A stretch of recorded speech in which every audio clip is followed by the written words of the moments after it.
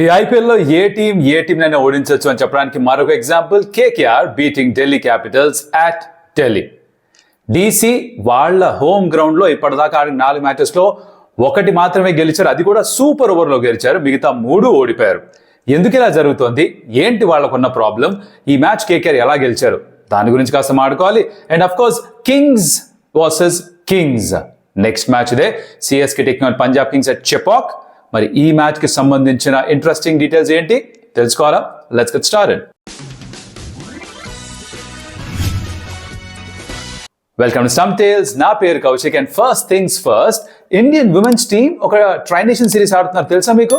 The playing Sri Lanka, south Africa, India కలిసి ఒక trination series ఆడుతున్నారు. దాంట్లో ఫస్ట్ మ్యాచ్ శ్రీలంకను ఓడించారు, రెండో మ్యాచ్ లో సౌత్ ఆఫ్రికాను కూడా ఇండియన్ టీం ఓడించింది.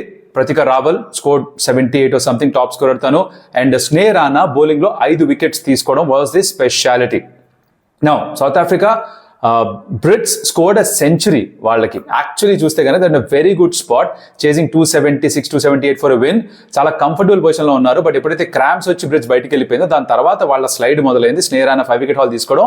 సౌత్ ఆఫ్రికా ఈవెన్చువల్లీ 15 runs తక్కువ స్కోర్ చేశారు, దాంతో ఇండియా మ్యాచ్ గెలిచారు. సో రెండు గెలిచున్నారు ఇండియన్ ఉమెన్స్ టీం ప్రస్తుతానికి. ఇది ఫ్యాన్ కోడ్ లో వస్తుంది, ఒకవేళ మీరు చూద్దాం అనుకుంటే కనుక. కొంచెం మ్యాచ్ చూసాను, మొత్తం చూసే టైం సరిపోలేదు. సాయంత్రం ఐపీఎల్ మ్యాచ్ చూసి పొద్దునంత అదే చూసి ఇంకా వేరే పనులు చేయడానికి టైం ఉండదు కదా, అలా కుదరదు. కాబట్టి బిట్స్ అండ్ పీసెస్ లో చూసా, అందుకనే డీటెయిల్ గా రివ్యూ చేయట్లేదు. Good performances by India, they came back really strong. అంతవరకు అయితే తెలిసి చెప్పగలను, because at one point of time south Africa comfortable గా గెలుస్తున్నారు అనిపించింది. బట్ క్రికెట్ లో you never give up, and అది మరోసారి ప్రూవ్ అయింది with Indian women's team. Bowlers especially ఎలా అయితే ఫైట్ చేస్తున్నారో ఆఖరి దాకా. Now this was the first part. Next of course Delhi Capitals ఆతిథ్యం వహించారు to KKR. And points table లో చూస్తే ఇద్దరి మధ్య కొంచెం గ్యాప్ ఉంది. DC obviously the better side, inform side. KKR అంత గొప్పగా ఆడట్లేదు. బట్ ప్రివ్యూలో కూడా మాట్లాడుకున్న ఎవరన్నా ఓడించవచ్చు ఐపీఎల్, అదే అండ్ అదే జరిగింది. కేకేఆర్ డీసీని ఓడించారు. మొదట కేకేఆర్ బ్యాటింగ్ చేసి వాళ్ళు 204 స్కోర్ చేశారు. యాక్చువల్లీ ఇంకొంచెం ఎక్కువ వచ్చుండొచ్చు. I'll tell you the reasons why it didn't happen. But వాళ్ళు 204 స్కోర్ చేశారు. అండ్ ఈవెన్చువల్లీ డీసీ 190 మాత్రమే స్కోర్ చేయగలిగారు వాళ్ళ 20 overs లో. No 50s from KKR batters. Top score 44 Angkrish Raghuvanshi, ఓ 3 వికెట్ హాల్ స్టార్ కి. తర్వాత ఇటుపక్క డీసీకి ఫ్యాఫ్ టు ప్లేస్ ఒక హాఫ్ సెంచరీ స్కోర్ చేసినా కూడా సరిపోలేదు. లాస్ట్ విప్రాజ్ నిగమ్ ఒక చిన్న క్యామియో ఆడారు, 19 balls 38, బట్ 3 వికెట్స్ ఉన్నారానికి, 2 వికెట్ వరుణ్ చక్రవర్తికి. ఇది సమరీ. బట్ డీటెయిల్స్ వెళ్ళాలి కదా, మరి ఆ పని చేద్దాం ముందర. Before going in the details, మీకు కనుక ఎక్కడైనా వీడియో నచ్చితే కనుక consider hitting the like button, because that will help us. And of course ఇప్పటిదాకా ఎప్పుడు సబ్స్క్రైబ్ చేసుకోకపోయి ఉంటే కనుక స్టంప్ టేల్స్ కి కన్సిడర్ డూయింగ్ దట్. నచ్చితేనే కాంటెంట్ సబ్స్క్రైబ్ చేసుకోండి, otherwise you can ignore. That's alright boss, no force here at all. Okay, మ్యాచ్లో ఇంట్రెస్టింగ్గా డీటెయిల్గా ఏం జరిగిందంటే, ఫస్ట్ థింగ్స్ ఫస్ట్, ఇక్కడ కేకేఆర్ యాక్చువల్లీ 204 కాదు ఇంకా ఎక్కువ కొట్టి ఉండాల్సింది, బికాస్ ఎవరైనా గుడ్ పొజిషన్. కాకపోతే వాళ్ళకు ఒక పార్ట్నర్షిప్ రావడం, రైట్ టైంలో బ్రేక్ అయిపోవడం, వాళ్ళకు పార్ట్నర్షిప్ బిల్డ్ అవడం, మళ్ళీ ఎవరో ఒకరు వికెట్ తీసుకోవడం, ఓ పార్ట్నర్షిప్ రావడం, ఓ భయంకరమైన క్యాచ్ పట్టడం డీప్లో, ఇలాంటివి జరుగుతూ వచ్చి అందుకని వాళ్ళు 204 మాత్రమే చేయగలిగారు. మాత్రమే ఎందుకంటున్నాను అంటే, the kind of starts their batters got ఈజీగా 220, 230 వచ్చి ఉండాల్సింది, అది రాలేదు. ఎందుకంటే రెగ్యులర్ ఇంటర్వెల్స్ లో డీసీ బౌలర్స్ వికెట్స్ తీస్తూ వచ్చారు. There was one particular catch which was phenomenal. మొన్న కమిండు మెండిస్ పట్టాడు ఎస్ఆర్హెచ్ కోసం, అలాగే తన టీమ్మేట్ దుష్మంత్ చమీరా క్యాచ్ పట్టాడు, again going to his wrong side. అంటే కమిండు మెండిస్ కి లెఫ్ట్ రైట్ తేడా లేదు కదా, రెండు తనవే. బట్ చమీరాకి left is not is stronger side, but left side కి పరిగెడుతూ స్టార్క్ బౌలింగ్ లో మంచి flick shot by Anukul Roy, 6 వెళ్ళిపోతూ ఉంటే గాల్లో ఎగిరే సూపర్ మ్యాన్ లాగా పట్టేశాడు. శ్రీలంకన్స్ మీరు ఏంది అంటున్నారయ్యా, ఏంది అంటున్నారు మీరు, అలా ఎగిరి గాల్లో ఎగిరి మరి క్యాచ్లు పడుతున్నారు, టూ మచ్ అసలు. ఫెంటాస్టిక్ ఎఫర్ట్ అది. దాంతో వాళ్ళకి ఎక్కడ కూడా మొమెంటం రాలేదు, ఫినిష్ రాలేదు, అందుకనే 204 మాత్రమే చేయగలిగారు. నౌ డీసీ చేజ్ స్టార్ట్ చేసినప్పుడు జరిగింది ఏంటంటే, వాళ్ళకి ఫ్యాఫ్ నుంచి రన్స్ వచ్చాయి ఈసారి, కానీ పొరెల్ త్వరగా అవుట్ అయిపోయాడు. అనుకుల్ రాయ్ని యూజ్ చేశారు ఈ మ్యాచ్. తన ఫస్ట్ ఓవర్లోనే ఆ బ్రేక్ త్రూ అందించాడు. He got rid of Porel. తర్వాత కరుణ్ నాయర్, తన నుంచి ఎక్కువ రన్స్ రాలేదు, ఎక్కువ Scott plum in front. KL Rahul ఏం చేసావు భయ్యా, మాట్లాడుకుందాం. ఈ రన్అట్ అసలు ఎందుకు జరిగింది తెలుసా? ఇక్కడ సింగిల్ లేక కాదు, ఇక్కడ పొరపాటు జరిగి కాదు, బికాస్ ఒక మిస్కమ్యూనికేషన్ ఉండింది between ఫ్యాఫ్ and KL Rahul. ఫ్యాఫ్ single ఉందా లేదా అని ఆగాడు, కానీ కేఎల్ రాహుల్ కమిటే పరిగెత్తాడు. ఎందుకు పరిగెత్తాడు తెలుసా? షార్ట్ ఫైన్ లెగ్ లో field overs Sunil Narine ball ఎంత దూరం వెళ్ళింది చూడలేదు, సింగిల్ వస్తుందో చూడలేదు. నరేన్ కదా, మనోడు ఎలాగో స్లోగా మూవ్ అవుతాడు కదా, టచ్ చేస్తే తన దగ్గర సింగిల్ ఉంది అన్న ఒక ఆలోచనతో పరిగెత్తాడు. ఫుల్ లెంత్ డైవ్ చేస్తుంటే సేవ్ అయ్యేవాడు, డైవ్ చేయలేదు, డైరెక్ట్ హిట్ గాన్జో. ఇది జరుగుతుంటుంది కొన్ని సందర్భాల్లో. I think the idea was right, because you pick on some weak fielders, వాళ్ళపై బాల్ వెళ్తే పరిగెడతాం. అది యూజువలీ చేస్తారు, అదే చేశారు ఇక్కడ. అది కొంచెం బెడిసి కొట్టింది అనమాట కేఎల్ రాహుల్కి. దాంతో వాళ్ళకి కావాల్సిన స్టార్ట్ రాలేదు, ఎక్కడ కూడా పార్ట్నర్షిప్స్ రాలేదు, స్టబ్స్ నుంచి రన్స్ రాలేదు, అశుతోష్ రన్ స్కోర్ చేయలేదు, విప్రజ్ లాస్ట్లో 19 balls 38 స్కోర్ చేసి సరిపోయింది. అండ్ ఇంకొక ఇంట్రెస్టింగ్ స్టార్ట్ ఏంటంటే వీళ్ళకి ఎప్పుడైతే సునీల్ నరీన్ అండ్ వరుణ్ చక్రవర్తి 3 కంటే ఎక్కువ వికెట్లు కలిసి తీసుకుంటారో వాళ్ళు గెలిచే పాసిబిలిటీ ఆర్ ఛాన్సెస్ 85% కంటే ఎక్కువ అయిపోతాయి. ఈ మ్యాచ్లో 5 వికెట్స్, నరీన్కి 3, వరుణ్కి 2, and there you have it, they win the match. కంఫర్టబుల్గా గెలిచారు ఈవెన్చువల్గా. లాస్ట్లో విప్రజ్ కొంచెం రన్స్ కొడుతున్నా 19 balls 35 స్కోర్ చేసినా కూడా అప్పటికే మ్యాచ్ చేదాటిపోయింది అన్నట్టుగానే అనిపించింది. అక్షర్ పటేల్ బాగా ఆడాడు ఫర్ దెమ్, చేతికి గాయమైనా కూడా బాగా ఆడాడు. చేతికి గాయం అంటే గుర్తొచ్చింది ఇంట్రెస్టింగ్ గా, or what coincidence, look at this. ఈ మ్యాచ్ లో ఢిల్లీ క్యాపిటల్స్ క్యాప్టెన్ చేతికి గాయమైంది, కేకేఆర్ క్యాప్టెన్ రహానే చేతికి గాయమైంది. అజింక్య రహానే ఫీల్డింగ్ చేస్తున్నప్పుడు బాల్ తన వెబ్బింగ్ కి తగిలి అది కొంచెం స్ప్లిట్ అయినట్టుగా ఉంది. Usually it's a very difficult thing, webbing split అవుతే దానికి కుట్లేయాలి, it takes time to heal. తను ఒక్కడే కొంచెం ఇన్ఫార్మ్ బ్యాటర్లా అనిపిస్తున్నాడు, ప్రతి మ్యాచ్ లో రెగ్యులర్ గా రన్ స్కోర్ చేస్తున్నాడు. అంటే తను నెక్స్ట్ మ్యాచ్ లో ఉంటాడా ఉండడా అదొక పెద్ద ఇష్యూగా మారొచ్చు వాళ్ళకి. అందుకని ఈ మ్యాచ్లో ఇంకా అగ్రివేట్ చేయకూడదని చెప్పేసి తను బయటే ఉన్నాడు. మిగతా మ్యాచ్ మొత్తం అంతా కూడా సునీల్ నరీన్ క్యాప్టెన్సీ చేశాడు. They won the game, that's different story. But రహానేకి వెబ్బింగ్ స్ప్లిట్ అయింది, మరి దానికి కుట్లే వేస్తారా లేకపోతే గ్లూ ఏమన్నా వాడి దాన్ని అతికించేస్తారా, will have to wait and see how they turn up for the next game. ఇది రహానే. అక్షర్ పటేల్ తను కూడా ఒక సింగిల్ ఆపే ప్రయత్నంలో, ఇది కూడా ఏంటంటే దాని ముందు బాల్లోనే అదే ఏరియాలో కుల్దీప్ ఉన్నాడు షార్ట్ మిడ్ వికెట్లో, ఓ సింగిల్ ఇచ్చేశారు. రసెల్కి సింగిల్ ఇవ్వకూడదు, రసెలే స్ట్రైక్లో ఉండాలి, విప్రజన్ తీసుకొచ్చారు బౌలింగ్ చేయడానికి, అందుకని చెప్పి తను మిడ్ వికెట్కి వెళ్ళాడు. Is a better fielder of course. Ball కోసం వెళ్ళాడు, బాల్ ఆపాడు, బాల్ పైన పడ్డాడు. కాకపోతే పక్కనున్న ఇంకొక పిచ్ ఉంటుంది కదా, వరుసగా చాలా ఉంటాయిగా ఆ స్క్వేర్లో 6-7 పిచ్చెస్ ఉంటాయి కదా, ఒక పిచ్ మీద తన చేయి పడింది అనమాట. పడ్డంతో అరచేతిలో కొంచెం స్కిన్ లేచిపోయింది. ఇక్కడ స్కిన్ లేచిపోతే తెలుసు, చుక్కలు కనిపిస్తాయి. తర్వాత బ్యాటింగ్ చేయడానికి ఆబ్వియస్లీ తన బాటమ్ హ్యాండ్ అండ్ ఆడిన ప్రతిసారి హ్యాండిల్ తగిలిన ప్రతిసారి చుక్కలు కనిపించాయంటే వాళ్ళ తాతగారు అందరూ కనిపించారు షాట్ ఆడుతున్నప్పుడు. బట్ ఆడాడు అలానే 43 స్కోర్ చేశాడు. నెక్స్ట్ మ్యాచ్ కల్లా 3 రోజులు గ్యాప్ ఉంది వాళ్ళకి, ది ప్లే సారచ్ again the next game I think. So అప్పటిదాకా హీల్ అయిపోతుంది అనుకుంటున్నాడు. But this takes a lot of time to heal. అలాగే వెబ్బింగ్ కూడా కొంచెం టైం పడుతుంది హీల్ అవడానికి. So both the captains available గా ఉంటారో లేదా నెక్స్ట్ గేమ్ కి వెయిట్ చేసి చూడాలి. రాహుల్ స్టాట్స్ అయితే away from Delhi, at Delhi జమీన్ ఆస్మాన్ ఫరక్ ఉంది. సో ఇంకొన్ని మ్యాచెస్ ఉన్నాయి వాళ్ళకి, ఇక్కడ 4 అయ్యాయి, ఇంకో 3 ఉన్నాయి. ఎలా ఆడతారో చూడాలి. So that something that they need to kind of figure out, because home games గెలుస్తూ ఉండాలి కదా. ఇలా ఇది వీళ్ళు కూడా ఆర్సీబీలా తయారయ్యారు. ఆర్సీబీ కూడా 4 ఆడితే ఒకటే గెలిచారు, వీళ్ళు కూడా 4 ఆడితే ఒకటే గెలిచారు ఇప్పటిదాకా. చూద్దాం ఏం జరుగుతుందో. That's about Delhi Capitals. And match KKR గెలిచారు, దాంతో వాళ్ళు ప్లే ఆఫ్స్ క్వాలిఫై అవకాశాలు ఇంకా ఉన్నాయి. Now let's look at the points table, అది చూస్తే మనకు కొంచెం క్లారిటీ వస్తుంది. సో చూస్తూ చెప్తా ఏం జరుగుతుంది. ఇక్కడ 4th పొజిషన్ ఢిల్లీ క్యాపిటల్స్ ఉన్నారు, ఇంకా 4 మ్యాచెస్ ఉన్నాయి వాళ్ళకి. దీని తర్వాత వాళ్ళు SRH ఆడాలి నెక్స్ట్ గేమ్, తర్వాత పంజాబ్ కింగ్స్ GT ఇంకొక మ్యాచ్ ఉంది వాళ్ళకి. మొత్తం 14 మ్యాచ్లు కదా. అండ్ కేకేఆర్ చూస్తే 10 మ్యాచ్లు ఆడి 9 పాయింట్స్ ఉన్నాయి. సో మిగతా 4 వాళ్ళు గెలిస్తే వాళ్ళు 17కి వెళ్తారు. కానీ 4 గెలవడం అన్నదే ఎవరెవరితో ఆడాలి, RRతో ఆడాలి, CSKతో ఆడాలి, SRHతో ఆడాలి. సో SRHతో ఆడే మ్యాచ్, ఒకవేళ SRH వాళ్ళు నెక్స్ట్ మ్యాచ్ గెలిచి వస్తే that will be A do or day game. You know what, కింద ఉన్న వాళ్ళందరూ కూడా అన్ని మ్యాచ్లు గెలవంటే ఎవరో ఒకరు బయటకు వెళ్తూ ఉండాలిగా. సో అలా ఇంట్రెస్టింగ్ గా ఉంది టేబుల్. కేకేఆర్ దగ్గర ఇంకా అవకాశం ఉంది, బికాస్ దేర్ ఆర్ 9. ఆ ఎక్స్ట్రా 1 పాయింట్ వర్షం కారణంగా రావడంతో 4 గెలిస్తే 9 + 8 17, 16 కంటే 1 పాయింట్ ఎక్కువ, which could be in there favour. But వాళ్ళు 4/4 గెలవాలి. That's the first task at hand for them.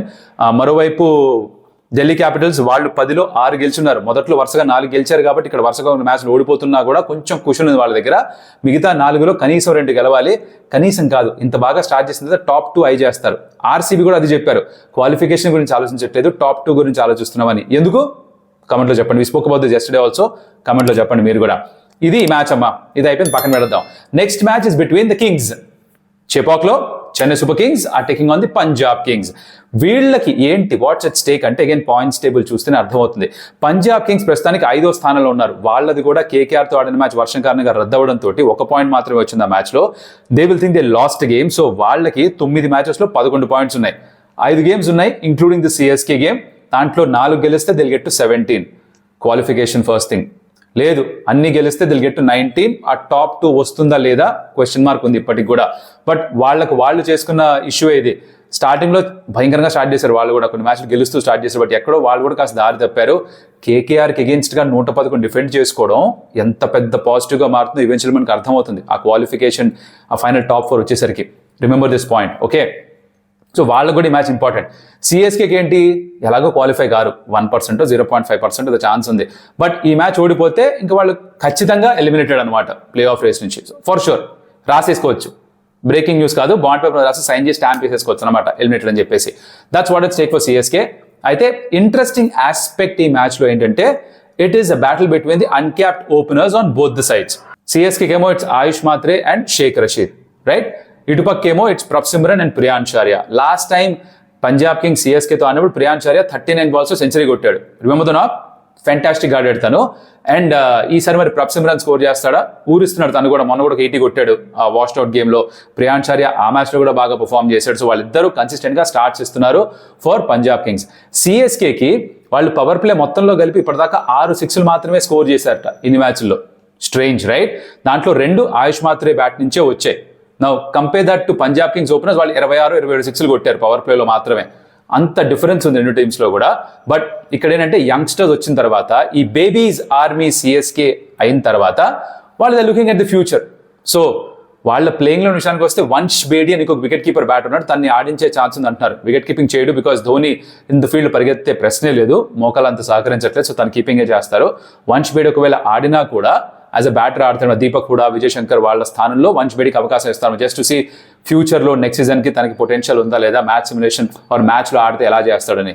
తనకి రామకృష్ణ ఘోష్ అని ఇంకొక సిఎస్కే ప్లేయర్కి మ్యాచ్ సిమ్యులేషన్ చేశారట వాళ్ళ హై పర్ఫార్మెన్స్ అకాడమీలో సిఎస్కే వాళ్ళు. ఇప్పటిదాకా ఆల్రెడీ 21 players యూజ్ చేశారు. వీళ్ళిద్దరిని కూడా వాడేస్తే ఇంకా అయిపోతుంది. ఆ కమలేష్ నాగర్కోటి కూడా ఒక మ్యాచ్ ఇచ్చేస్తే మొత్తం స్క్వాడ్ని ఉపయోగించేసిన వాళ్ళు అవుతారు వీళ్ళు. ఎప్పుడు చేరు, ఈసారి జరిగిపోతుంది. కన్ను నెక్స్ట్ సీజన్ ఉంది కాబట్టి చేసినా తప్పేమీ లేదు. పిచ్ విషయానికి వస్తారా, అది ఎలా ప్రవర్తిస్తుంది ఎవరికి తెలియదంట.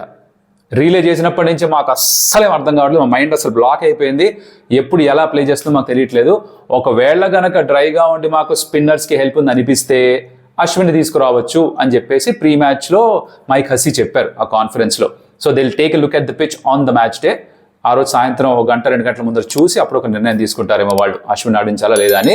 అండ్ మరోపక్క పంజాబ్ కింగ్స్ వాళ్ళు కూడా వాళ్ళ ప్లేయింగ్ 11/12లో మార్పులు చేసుకోవచ్చు. చెపాక్లో లాస్ట్ సీజన్ ఆడిన స్టాయినిస్ ఎల్ఎస్జీకి ఆడుతూ 100 కొట్టాడు. So he could come in. ఎవరి స్థానంలో రావచ్చు అంటే గ్లెన్ మ్యాక్స్వెల్, జాష్ ఇంగ్లిసా అన్న క్వశ్చన్ ఉంటుంది. గ్లెన్ మ్యాక్స్వెల్ రన్స్ ఏమీ స్కోర్ చేయకపోయినా కూడా ఆఫ్ స్పిన్ వేసి వికెట్స్ తీసుకుంటాడు కాబట్టి, చెపాక్లో ఆడుతున్నారు కాబట్టి, తను ఒక బౌలర్గా కన్సిడర్ చేసినా కూడా లెఫ్ట్ హ్యాండర్స్ ఎక్కువ ఉన్నారు కాబట్టి సిఎస్కే లైనప్లో శివం దుబేని కట్టడి చేయడానికో దేనికో తనని ఆడించే అవకాశం ఉంది. So Maxwell might still hang on to his spot because bowling చేస్తాడు. బ్యాటింగ్ అయితే గోల్ బాస్, మనిషికి అసలు రన్స్ రావట్లేదు. ఎలా వస్తాయి రన్స్ తనకే అర్థం కావట్లేదు అనుకుంటా. బట్ సో ఇక్కడ జాష్ ఇంగ్లిసా, మార్కస్ స్టాయినిస్ అనే ఒక డిబేట్ వస్తుందేమో. అలాగే ఉమర్జాన్ ఆడించాలా, జేవియర్ బాట్లెట్ ఆడించాలా, ఒక కాల్ తీసుకోవాలి. మిగతా అంతా కూడా look sorted for them. Chahal ఆడతాడు ఎలాగో, చెపాక్లో స్పిన్నింగ్ హెల్ప్ ఉంటే కనుక తను ఖచ్చితంగా దాన్ని ఉపయోగించుకుంటాడు. ఇది కాకుండా వాళ్ళ బ్యాటింగ్లో, వాళ్ళ మిడిల్ ఆర్డర్లో ప్రాబ్లమ్స్ ఉన్నాయి. ఇందాక అనుకున్నట్టుగా మ్యాక్స్వెల్ నుంచి రన్స్ లేవు, ఇంగ్లీష్ నుంచి రన్స్ లేవు, స్టాయినిస్ నుంచి ఆడినప్పుడు రన్స్ లేవు. శ్రేయసర్ కొడితే సరే, లేకపోతే గోల్. మధ్యలో అందరూ కూడా హ్యాండ్స్ అప్ అంటున్నారు. అది పెద్ద ప్రాబ్లంగా మారిపోయింది వాళ్ళకి. వాళ్ళ స్ట్రైక్ రేట్ చూసినా కూడా చాలా తక్కువగా ఉంది, 130 ఎంతో ఉంది. వాళ్ళ యావరేజ్ చూసిన పర్ వికెట్ అది కూడా సెకండ్ లీస్ట్ ఎంతో ఈ మిడిల్ ఆర్డర్కి సంబంధించింది. So they not doing great. Top order నుంచి రన్స్ వస్తున్నాయి, మిడిల్ ఆర్డర్ నుంచి రన్స్ రావట్లేదు. క్రితం మ్యాచ్లో అయితే మార్క్ విలియమ్సన్ నంబర్ 5 పంపించారు. యాక్చువల్లీ వాళ్ళు శశాంక్ సింగ్ను ఎవరినో పంపించుంటే ఇంకా బాగుండేదేమో. అలాంటిది వాళ్ళు మార్క్ విలియమ్సన్ పంపించారు. అది పెద్దగా వాళ్ళకి వర్కౌట్ కాలేదు. But that's something they need to figure out. Punjab Kings గెలవడం చాలా ముఖ్యం. ఎందుకు? ఇందాక చెప్పిన విషయం, పాయింట్స్ టేబుల్లో వాళ్ళు అటు ఇటు కాకుండా 11 points మీద ఉన్నారు. సో ఇక్కడి నుంచి మ్యాచ్లు గెలిస్తేనే ఆ 16కి వెళ్ళాలి అంటే ఇక్కడి నుంచి 3 గెలవాలిగా కనీసం. అప్పుడేగా 17కి వెళ్ళేది. సో మిగిలిన 5లో కనీసం 3 గెలవాలి వాళ్ళు.